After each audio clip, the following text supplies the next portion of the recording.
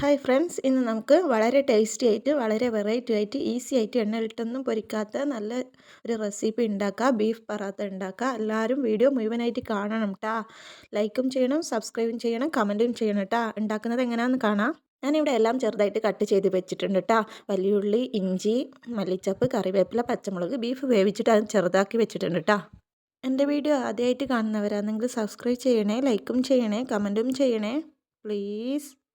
Fry pan ചൂടായപ്പോൾ അതിലോട്ട് കുറച്ച് എണ്ണ ഒഴിച്ച് കൊടുത്ത് നമ്മൾ അരിഞ്ഞു വെച്ച ആ ഒരു പച്ചമുളകും ഇഞ്ചിയും ഇതിലോട്ടിട്ട് നന്നായിട്ട് വഴറ്റിയെടുക്കുന്നു. ശേഷം വലിയുള്ളി ഇട്ട് കൊടുക്കുന്നുണ്ട്. എന്നിട്ട് അതും നന്നായിട്ട് വഴറ്റിയെടുക്കുന്നുണ്ട്.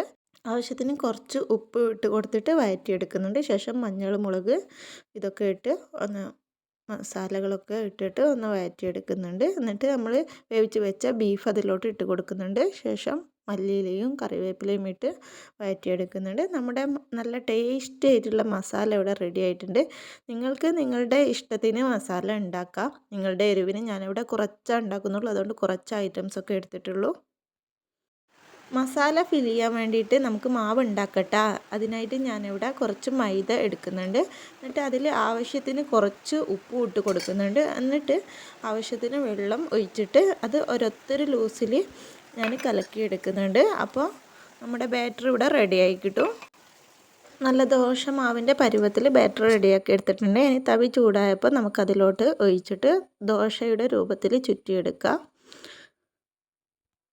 എന്നിട്ട് ഒരു വശം ഒന്ന് വെന്ത് എന്ന് പറയുമ്പോൾ നമ്മളത് മറിച്ചിട്ട് കൊടുക്കുക. എന്നിട്ട് അതിൻ്റെ സെൻറ്ററിലോട്ട് നമ്മൾ ഉണ്ടാക്കി വെച്ച ആ ഒരു മസാല ഇട്ട് കൊടുക്കുക. എന്നിട്ട് അതൊരു വശത്തേക്ക് മറിച്ചിടുക. എന്നിട്ട് നമുക്ക് ഒട്ടണമെന്നുണ്ടെങ്കിൽ കുറച്ച് മൈദ നമ്മൾ കലക്കി വെച്ചത് അതിലോട്ടേക്ക് ഇട്ട് കൊടുക്കുക. എന്നാൽ നല്ലോണം മുട്ടിക്കിട്ടും. എന്നിട്ട് അങ്ങനെ 4 വശവും മടക്കി കൊടുത്തിട്ട് നമുക്ക് അത് നല്ലോണം മറിച്ചിട്ട് തിരിച്ചിട്ടിട്ട് നല്ലോണം വേവിച്ചെടുക്കുക. നല്ലോണം മൊരിയട്ടെ, എന്നാൽ നല്ല ടേസ്റ്റ് ഉണ്ടാവും.